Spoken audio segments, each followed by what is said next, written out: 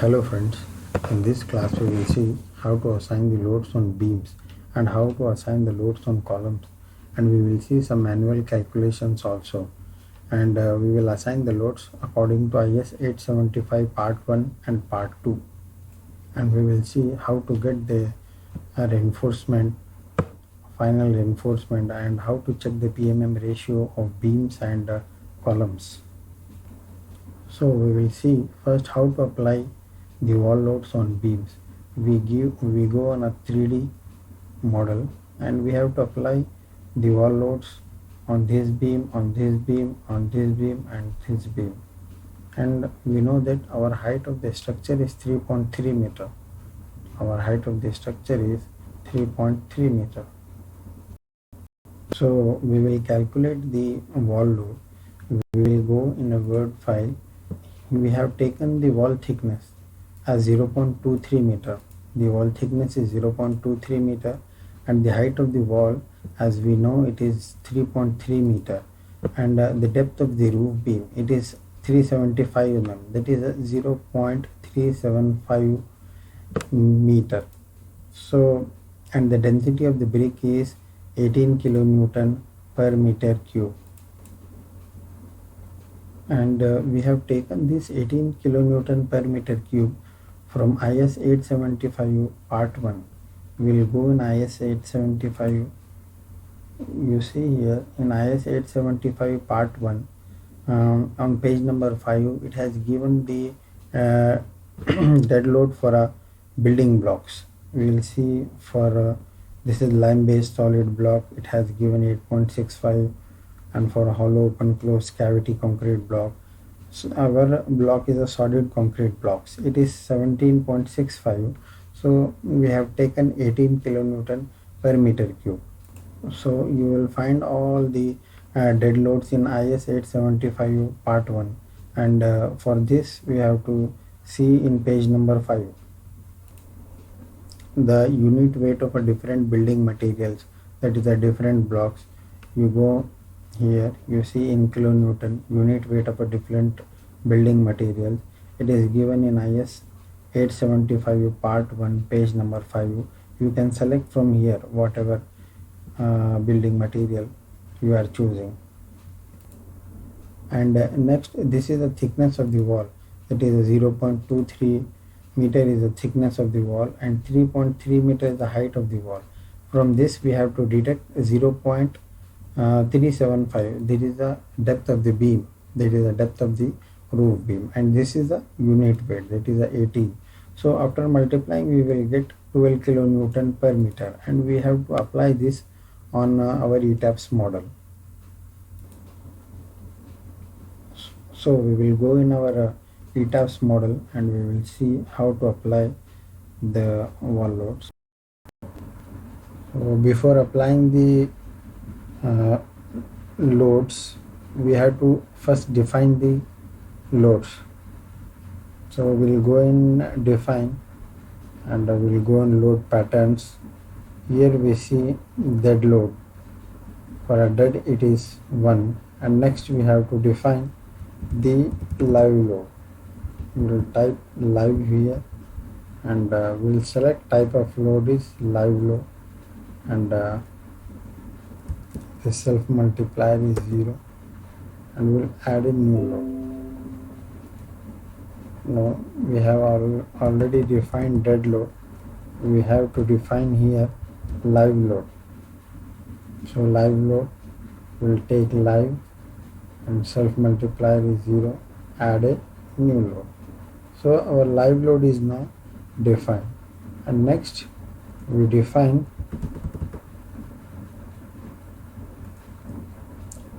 super dead.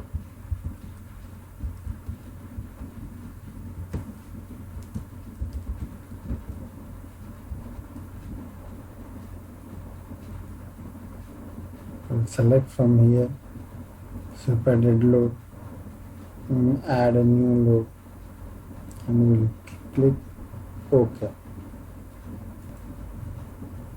So we can still add some loads here in load patterns like wind load and another earthquake load we can add here, but we will take only 3 load cases so that the beginners will not get confused. In our future classes we will see the next earthquake loads and the next wind load, all we will see. And here we have defined one super dead load, and this super dead load we put wall load in a super dead load. This is very important. Okay, so now we will add this wall loads. So we know that our wall load is 12 kilonewton per meter. So we will select all these beams here, and here also we can select. We have selected all these beams. We will go and assign, and next is a frame load, distributed load, and we have to add this in super dead. We will take this as 12 kilonewton per meter, apply. So you can see here that these loads have been applied on on the beams. And next we have to apply the load on the roof, but as the parapet wall is very less, it is some 4 feet wall, so we have to calculate the parapet load. Now we will apply this wall load on the roof, that is parapet load. It is so generally the parapet height is very less, so it is 1.2 meter. So you can see in this word file that load on the parapet, it is 1.2 meter. So this is the thickness of the wall, it is 0.23. If you want to reduce the thickness you can take it 0.15. So but here we have taken 0.23 into 1.2 into 18 is the density of a brick, so we'll get 4.96.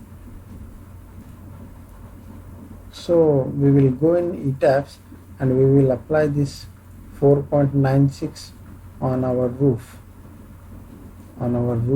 parapet. So we have to go to assign, and we have to take frame loads, and it is distributed, and we have to again apply in 0. So 4.96 is the load. So we have taken 4.96 load here, and we have to always keep this one gravity, because in gravity means it will be downwards. If you take here minus sign, then this load will go in upward direction. So if you take in a positive gravity means this will come in the downward direction. So we have taken 4.96 and apply. So now you can see we have applied the wall loads all over the structure. Now we have to define this dead load, but in ETABS the ETABS calculate the dead load by itself, because we have defined the concrete properties and we have defined this. You see here S150. So there is no need to add the dead load here, unlike in Start Pro. So now we apply the live loads, but for a live load we have to go to IS 875 part 2. IS 875 part 2. So here it is given in table 1, that is page number 5. It has given the imposed load for all the residential buildings, and next is residential buildings, educational buildings, institutional buildings, and whatever loads we are getting we have to take from here and we have to apply it on a ETABS model slab. So we will consider our residential building, and we'll see all rooms and kitchens, it is 2 kilonewton. So we will apply this 2 kilonewton there. So we'll select this slab, and we will select also this slab, and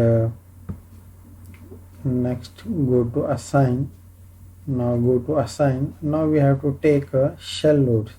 Before we have taken frame loads, now we have to take shell loads. and uniform it is, and we are defining here it is a live load it is 2 kilonewton. So apply. So now you see this 2 kilonewton and 2 kilonewton we have applied. Some people reduce this roof load to 1 kilonewton, but in the codebook it has not given for a reduction of a load, so we have taken it 2. So now we will apply this floor finishes load on the top of the roof. So we have to apply this in a SIDL load. First we will select this on a top of the slab, and then we go and assign, and then when we go and assign shell loads uniform, we have to add it in SIDL, but we have defined this as a super dead load. We have to define this as a SIDL, so we will define it as a SIDL. So we'll go and define, we'll select the load patterns, and you see here I have written it as a super dead, but this is actually SIDL load. We'll go here and we'll write here as a secondary imposed dead load SIDL. So it should be in super dead. We'll add as a modify load. So here it is a super dead. Okay. Now we have selected our slab. So we'll go in a design, and we'll go in a assign, and then shell loads. It is a uniform load. We'll select SIDL. It is a 2 kilonewton floor finish.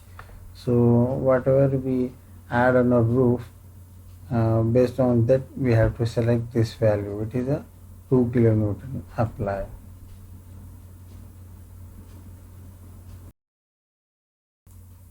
So to define the load combinations.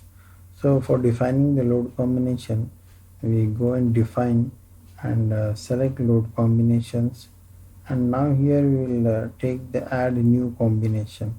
So it is a combination 1. So we have here one dead load, so we will add another one. We will take live load from here, and it is 1. So we will select OK,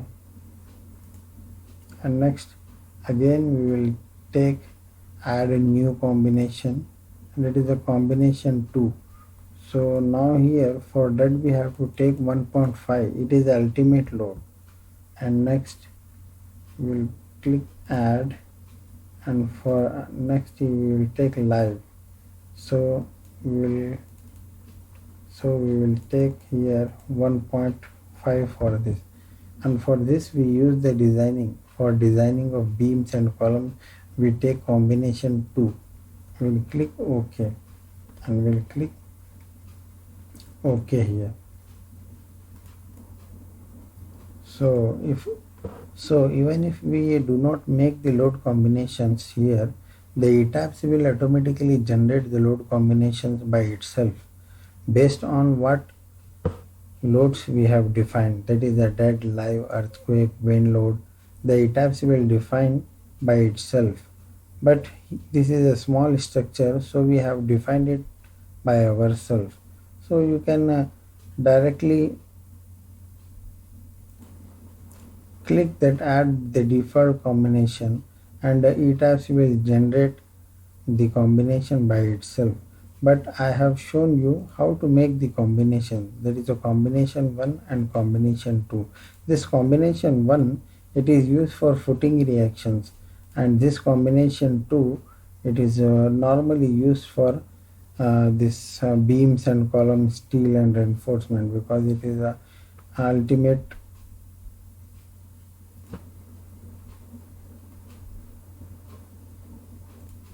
now our model is ready. Now we have to select the design code.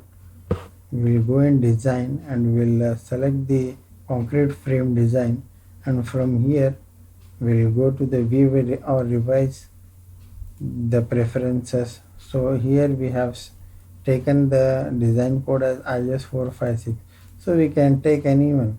If you want ACI 318, you can select that, but here we are using IS 456 2000.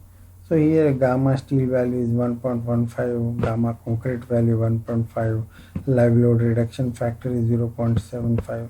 So consider the minimum eccentricity, we have put yes. So next, now our model is ready. Now we have to first check the model.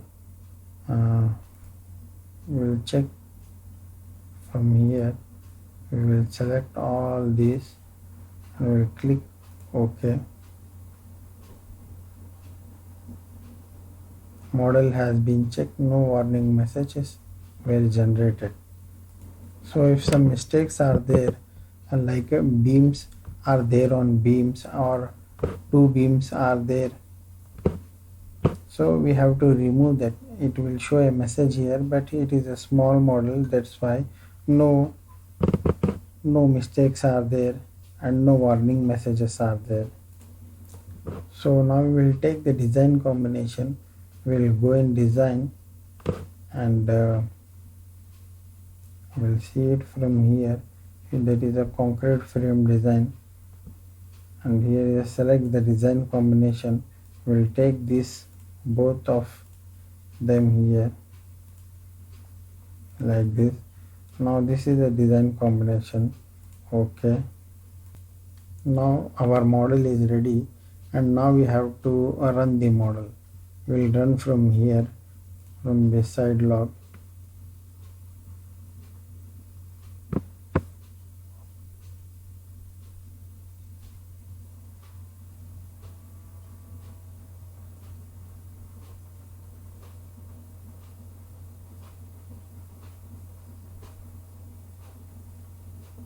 It is taking some time.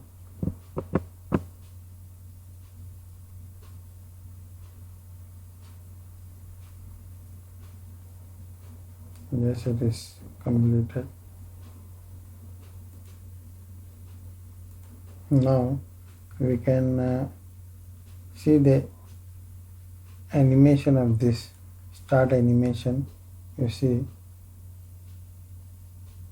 this is in a dead load. Now this building is vibrating in a dead load, as a dead load is applied on a gravity, hence it is vibrating in the upward and downward direction. If we apply the earthquake load that we will see in our next classes, so the building will move in this direction, because the earthquake will act laterally.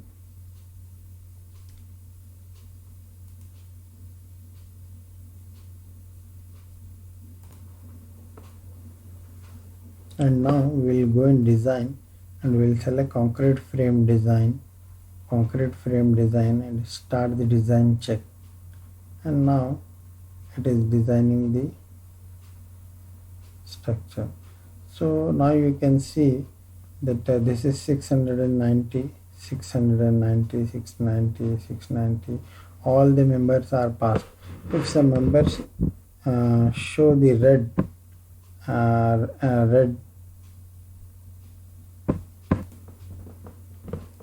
red color, then it means that that member is fail, means that column is fail, and we have to increase the size of that column. But here all the columns are passed. Okay, now we will see how to see the percentage of steel in columns according to the column cross sectional area. We will go in design and we'll choose the concrete frame design from here, and next is the display design information. We'll select a rebar percentage from here and we'll apply. So now it is showing that this steel in this column is 0.8% of the column gross area. This is 0.8% of the column's cross-sectional area. The minimum steel is 0.8% and the maximum steel we can take is a 6%. So by this we can check that the steel percentage of the column. Now we will see how to see the PMM ratio. We'll go here, display the design information.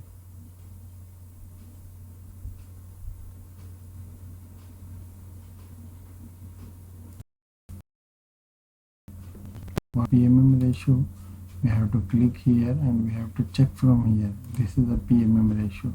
So if you want to see the shear reinforcing, that is shear reinforcing is here.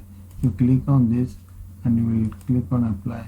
Now it is showing what is the shear reinforcement at the different points of this structure. You can see it from here. And in the next class we will see